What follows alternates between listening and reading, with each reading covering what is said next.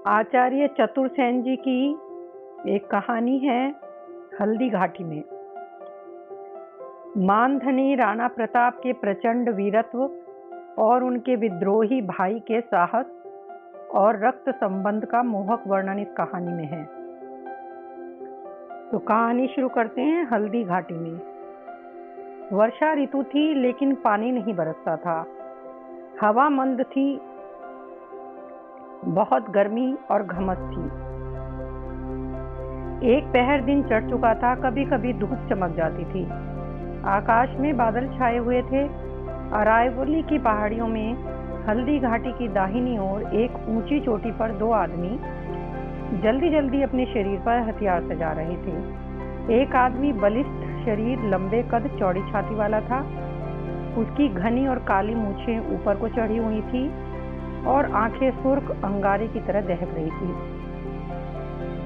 वह सिर से पैर तक फौलादी जिरह बख्तर से सजा हुआ था। इस आदमी की उम्र कोई 40 वर्ष होगी। इसका बदन तांबे की तरह दमक रहा था। दूसरा आदमी भी लंबे कद का था, किंतु वह पहले आदमी की अपेक्षा दुबला पतला था। वह आदमी दाढ़ी को बीच में से चीरकर कानों में लपेटे हुए था। उसके सिर पर कुसुमल रंग की पगड़ी बंधी हुई थी। उसके शरीर पर लोहे के जिरह बख्तर थे। एक बड़ी ढाल उसकी पीठ पर थी और दो सिरोहियां उसकी कमर में बंधी हुई थी। पहला व्यक्ति अपने सिर पर अपना फौलादी टोप पहन रहा था, किंतु वह ठीक से जचता नहीं था। दूसरे व्यक्ति ने आगे बढ़कर कहा, घड़ी खम्मा, अन्नदाता, आज का दिन हमारे जीवन के लिए बहुत महत्व का है। यदि आज नहीं तो फिर कभी नहीं। उसने आगे बढ़कर पहले आदमी के झिलमिले टोप को ठीक तरह से कस दिया और फिर एक विशालकाय भाला उठाकर उस व्यक्ति के हाथ में दे दिया। पहले व्यक्ति ने मर्म भेदनी दृष्टि से अपने साथी को देखा। उसने मजबूती से अपनी मुट्ठी में भाले को पकड़ा और मेघ गर्जना की भांति गंभीर स्वर में कहा, ठाकरा, तुमने ठीक कहा, आज नहीं तो फिर कभी नहीं।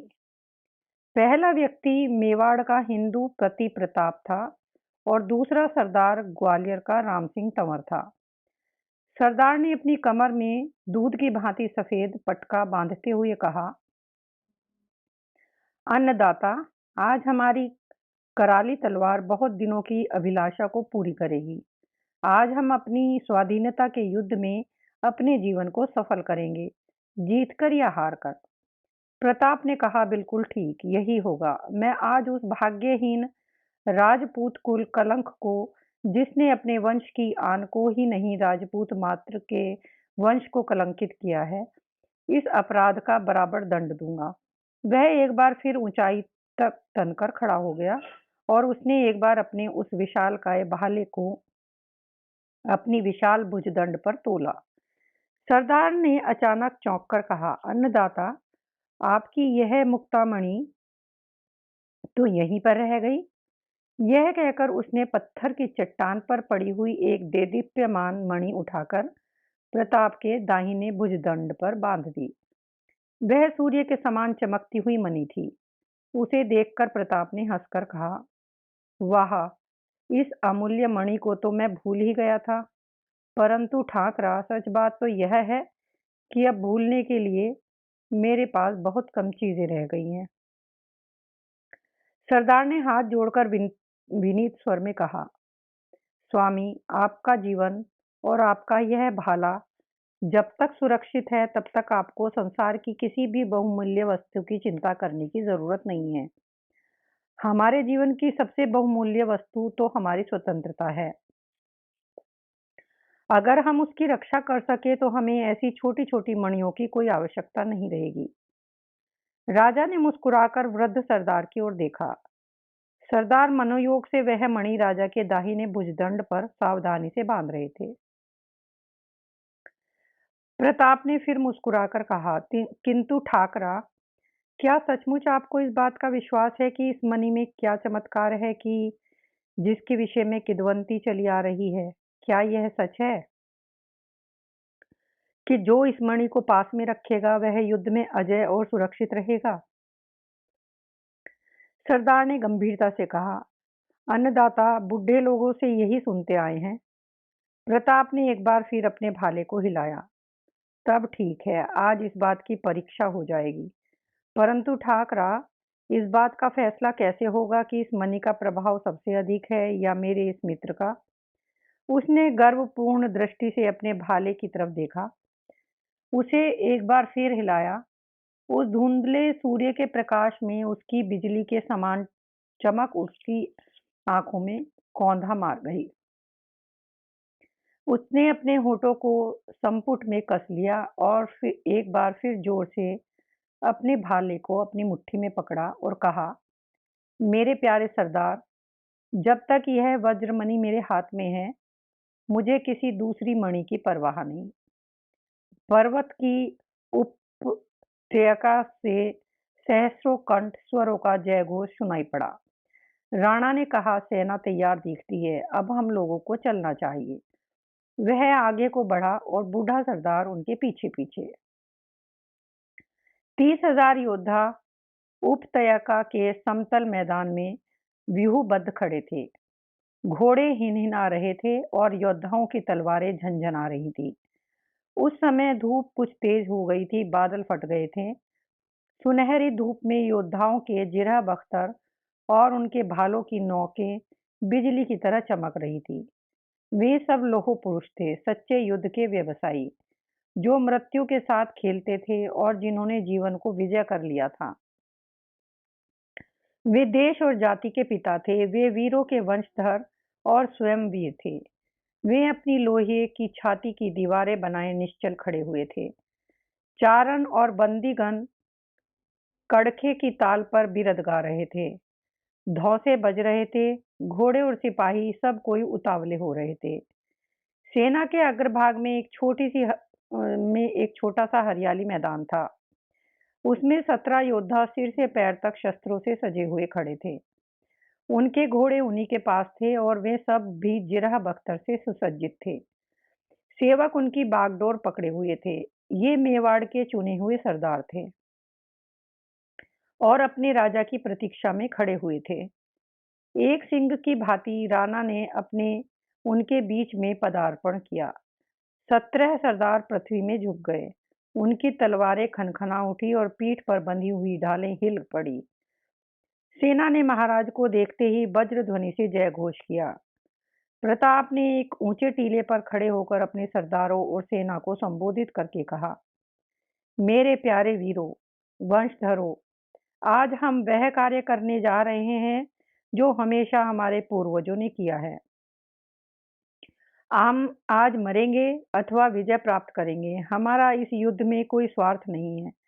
हम लोग केवल इसलिए युद्ध कर रहे हैं कि हमारी स्वतंत्रता में हस्तक्षेप हो रहा है। क्या यहाँ कोई ऐसा राजपूत है जो पराया गुलाम बना रहना पसंद करे? जो ऐसा हो, उसे मेरी तरफ से छुट्टी है। वह अपने प्राण लेकर यहाँ से अलग हो जाए। परंतु जिसने छत्राणी का दूध पिया है, उसके लिए आज जीवन का सबसे बड़ा दिन है। आज उसे अपने जीवन की सबसे बड़ी साध पूरी करनी चाहिए। इसके बाद प्रताप ने ललकार उठाई और उच्च स्वर में पुकार कर कहा, वीरों, क्या तुम्हारे पास तलवारें हैं? राणा ने फिर उसी तेजस्वी स्वर में कहा, और तुम्हारी कलाइयों में उन्हीं मजबूती से पकड़ रखने के लिए बल है? सेना ने फिर जयनाद किया। हजारों कंठ चिल्लाकर बोले, हम जीते जी और मर जाने पर भी अपनी तलवारों को नहीं छोड़ेंगे। हम में यथेष्ट बल है। राजा ने तेज स्वर में कहा, तब चलो, हम स्वाधीनता के युद्ध में अपने जीवन और अपने नाम को सार्थक करें। एक गगनभेदी वाणी से सारा वातावरण भर गया। प्रताप उछलकर घोड़े पर सवार हो गया और तुरंत ही सरदारों ने उसे चारों तरफ से घेर लिया। पहाड़ी नदी के तीव्र प्रवाह की भांति यह लौह पुरुषों का दल अग्रसर हुआ।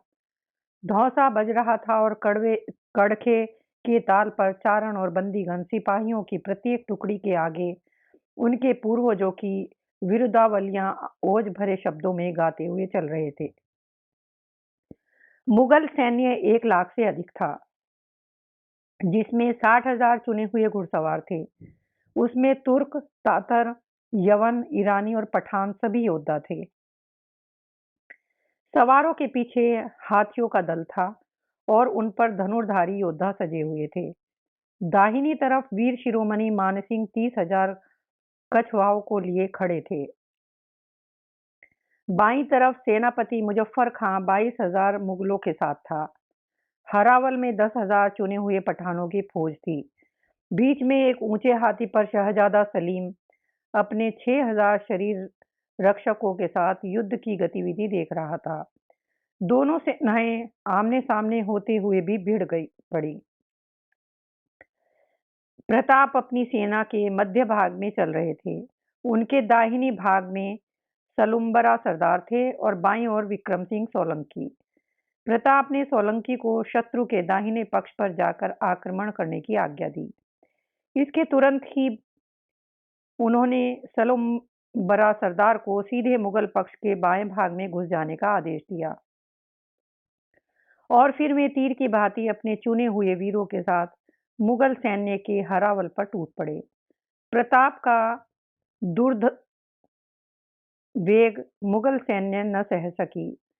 हरावल टूट गया और सेना के सब प्रबंध में तुरंत गड़बड़ी पैदा हो गई। सलीम ने अपनी सेना को भागते हुए देखकर अपने हाथी के पैर में जंजीर डाल दी।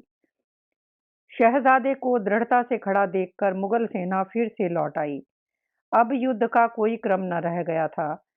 तेगा से तेगा बज रहे थे, दुधारें खड़क रही थीं, खून के फव्वारे बह निकले थे।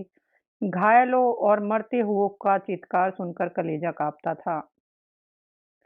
योद्धा लोग वीर दर्प से उन्मत्त होकर घायलों और अधमरों को अपनी पैरों से रौंदते हुए आगे बढ़ रहे थे। प्रताप अप्रतिम तेज से दैदीप्यमान थे और शौर्य से मुगल सेना में घुसते जा रहे थे। सरदारों ने उनको रोकने के लिए बहुत प्रयत्न किए, परंतु उनका क्रोध निशम्य था। वे बढ़ते ही चले गए। सरदारों ने उनके अनुगमन की चेष्टा की, परंतु प्रताप उनसे दूर होते चले गए। युद्ध का बहुत कठिन समय आ गया था। प्रताप के चारों तरफ लाशों के ढेर थे, परंतु शत्रु उनकी तरफ उमड़े चले आ रहे थे। उनका चेतक हवा में उड़ रहा था।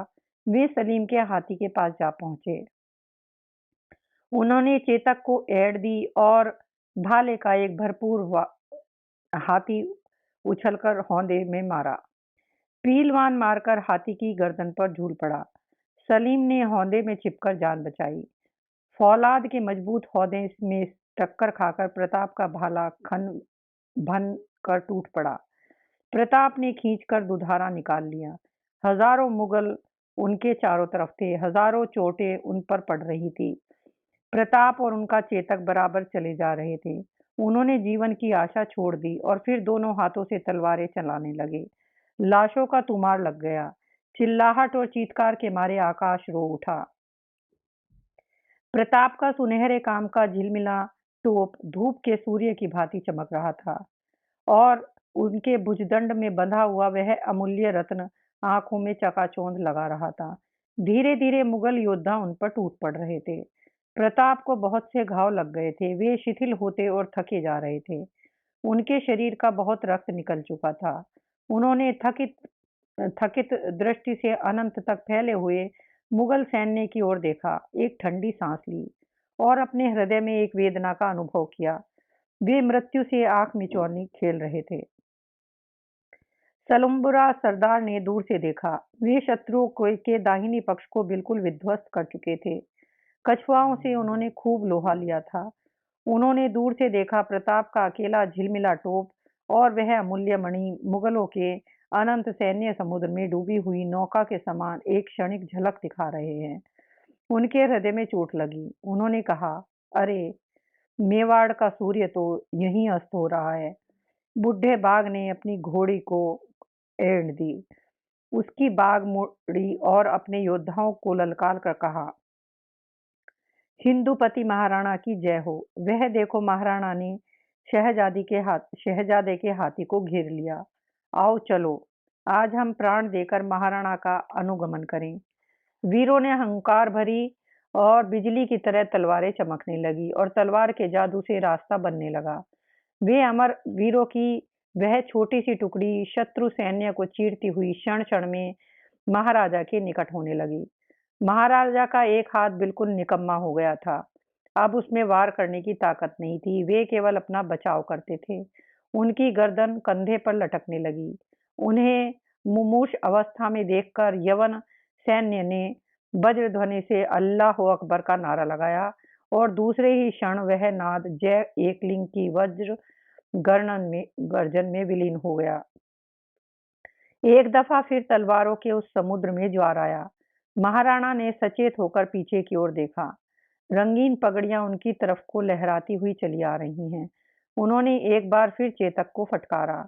दूसरे ही क्षण किसी ने उनके सिर से वह झिलमिला टोप उतार लिया और एक दूसरी पगड़ी उनके सर पर रख दी। वह बहुमूल्य मणि भी उनके भुजदंड से खोल ली गई। महाराणा ने मुरझाई हुई दृष्टि से देखा।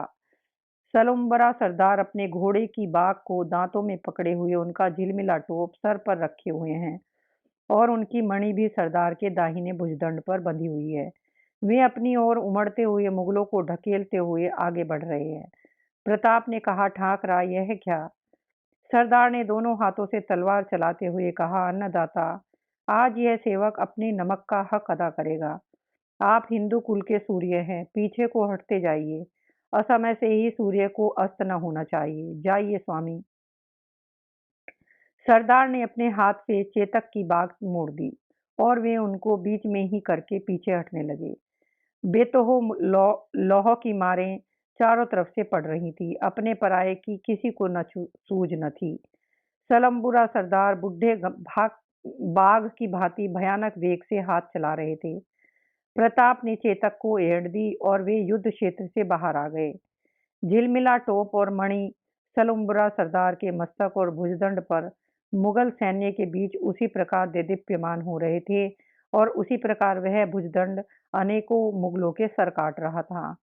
सारा यवन दल अल्लाह अकबर की जयनाद करता हुआ उसी झिलमिले टोप और देदीप्यमान मणि को लक्ष्य करते हुए धावे कर रहा था। असंख्य शस्त्र उन पर टूट रहे थे। धीरे धीरे जैसे सूर्य समुद्र में अस्त होता है, उसी तरह लहू से भरे हुए उस रण समुद्र में वह देदीप्यमान मणि से पुरस्कृत वीर भुजदंड और प्रताप के झिलमिलाते टोप से सुरक्षित वह उन्नत मस्तक झुकता ही चला गया और अंत में दृष्टि से ओझल हो गया। युद्ध क्षेत्र वहां कई मील पीछे रह गया था। एक नाले के किनारे प्रताप थकित भाव से एक पत्थर का सहारा लिए हुए पड़े थे और उनका चेतक वहीं पर पड़ा अंतिम सांसें ले रहा था। प्रताप ने पहले अंजलि में भर जल लेकर मुमूर्ष चेतक के मुंह में डाला।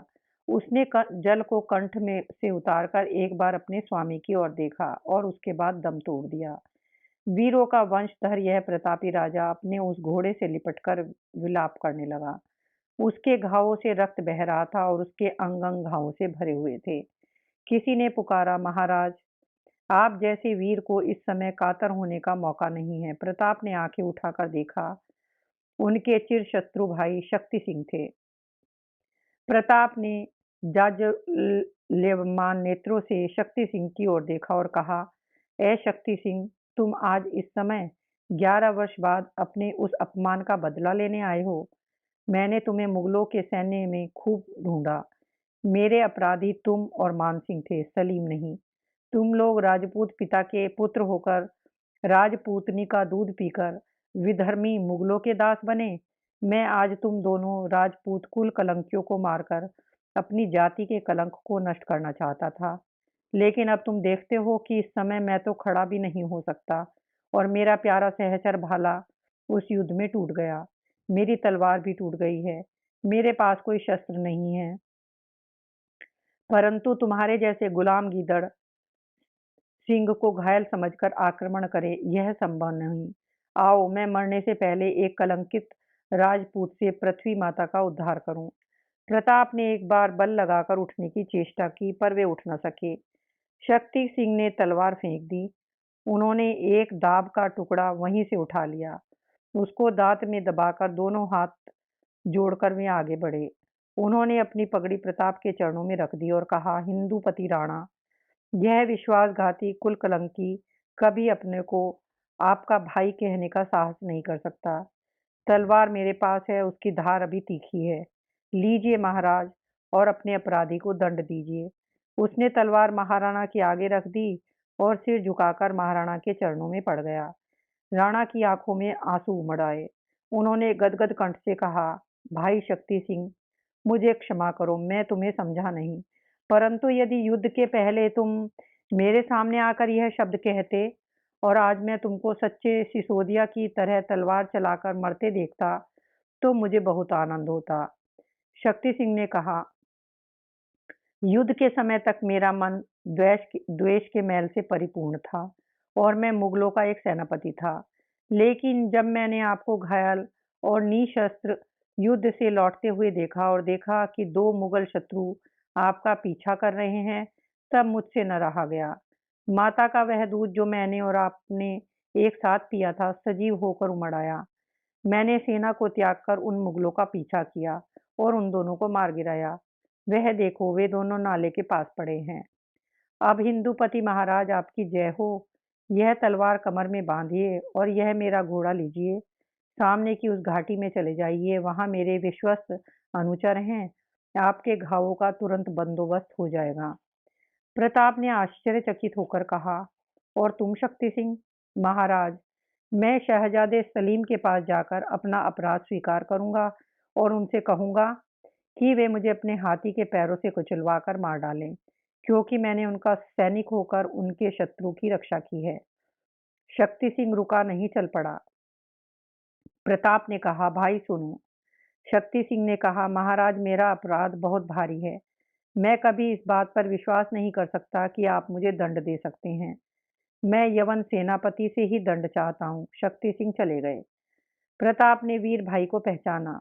वे बड़ी देर तक उसकी ओर देखते रहे और भाई की दी हुई तलवार कमर में बांधी और घोड़े पर चढ़कर चल दिए। प्रातःकाल का समय था।